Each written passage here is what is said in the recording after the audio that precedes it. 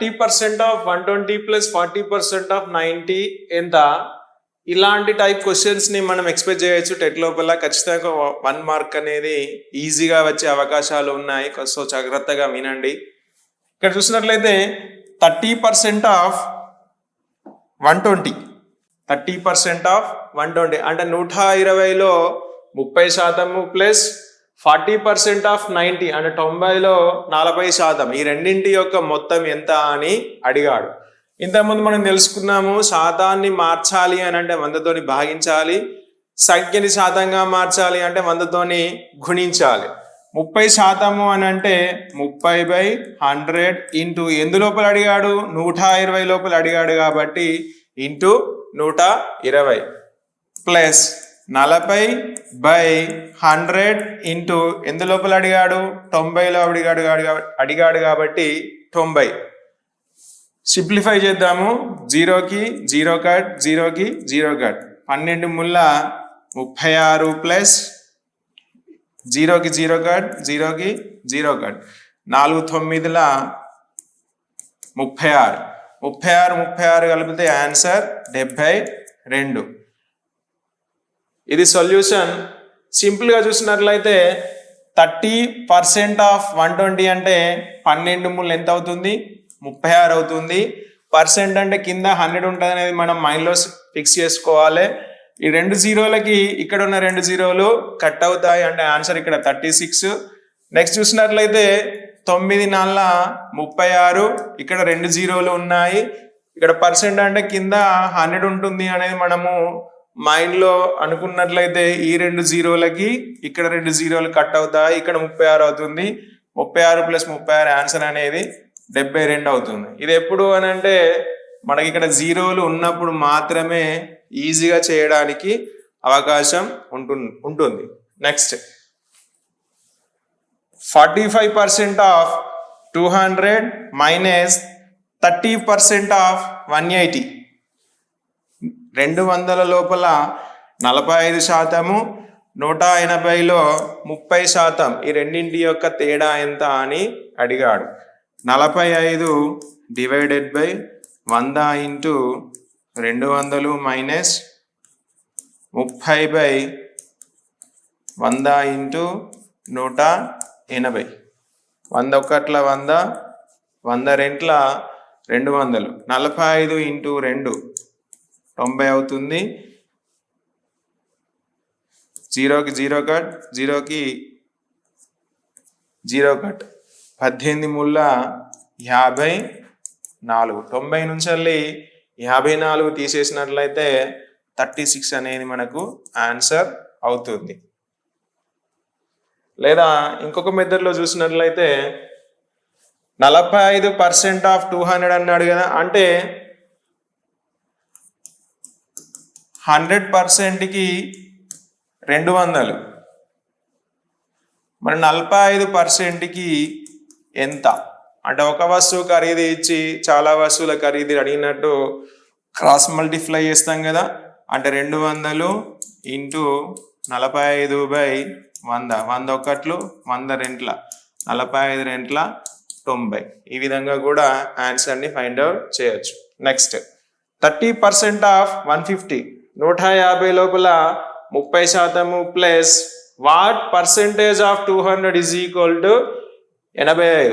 అంటే 150 లోపల 30%కు వచ్చిన సంఖ్యకి ఉన్నాయి ఎంత పర్సెంట్ యొక్క 200లను కలిపినట్లయితే 85 అవుతుంది అనేది మనకు క్వశ్చన్.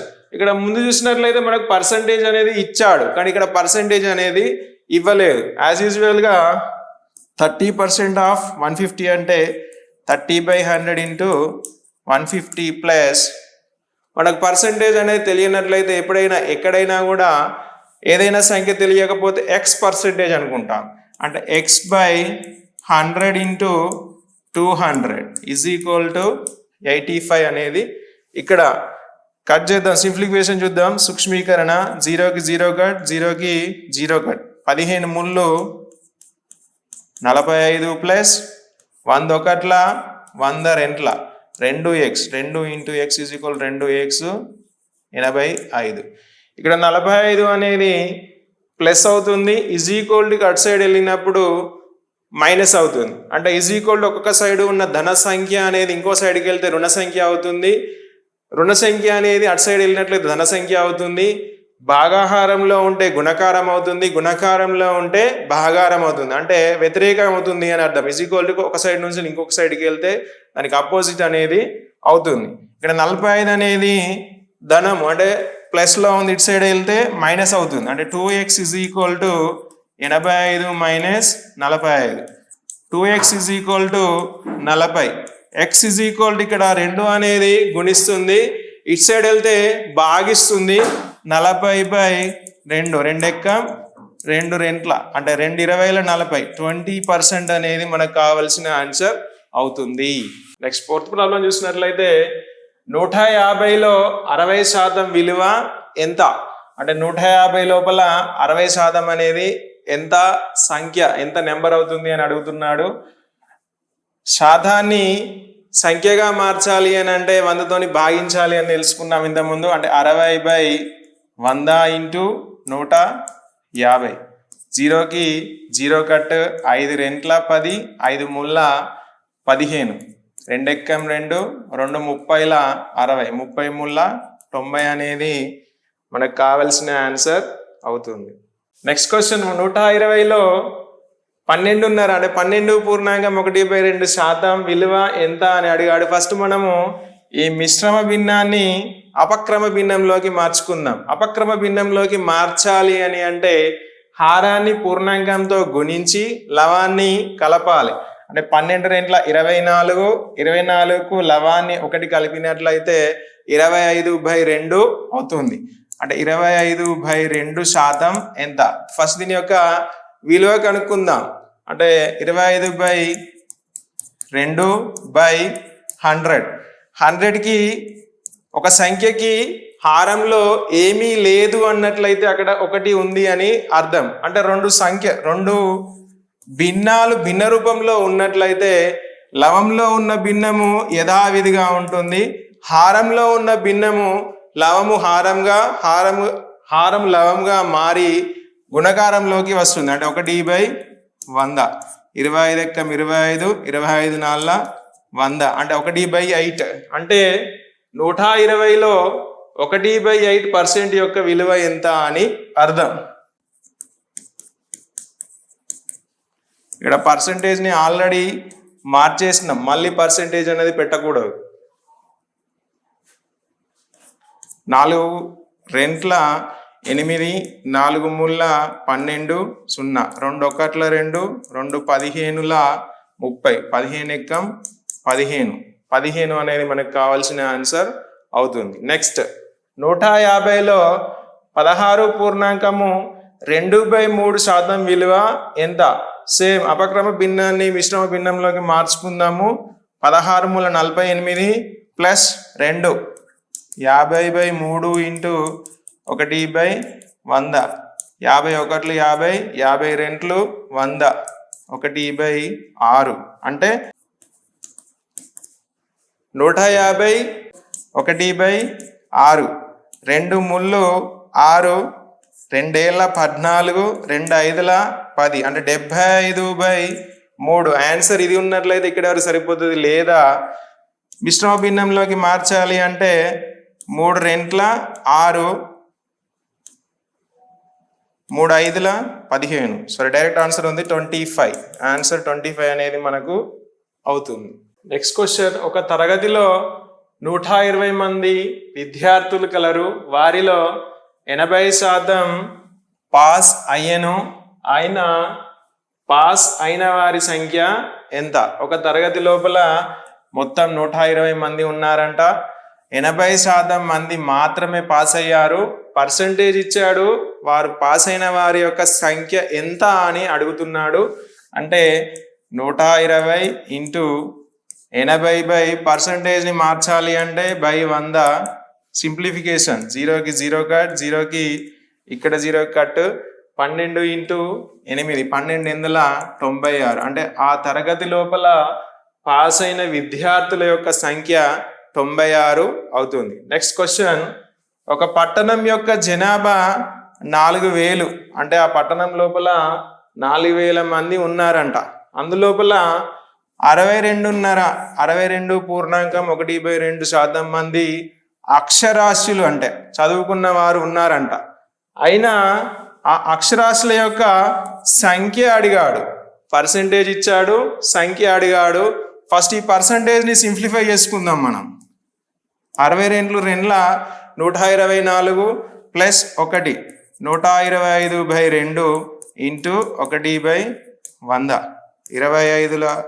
25 5 125, 25 4 100, 5 1 5, 4 2 8. అంటే ఈ పర్సంటేజ్ని మార్చితే 5/8 వచ్చింది. అంటే 4000లో 5/8 మంది అంటే 8లో 5 భాగాలు అంటే మొత్తం 8 భాగాలు ఉన్నట్లయితే అందులో 5 భాగాలు చదువుకున్నవారు, మిగతా 3 భాగాలు నిరక్షరాస్యులు అని తెలుసుకోవచ్చు. 4000 ఇంటూ 5/8, 8 1 8, 8 5 40, 0 0, 5 5 25, 2 0లకి 0. అంటే ఆ పట్టణం లోపల అక్షరాస్యుల సంఖ్య 2500 మంది. నెక్స్ట్ క్వశ్చన్, ఒక తరగతిలో 150 మంది విద్యార్థులు కలరు. తరగతి లోపల 150 మంది విద్యార్థులు ఉన్నారంట. వారిలో 70% పాస్ అయ్యారు. మొత్తం 100%కి 70% పాస్ అయ్యారు.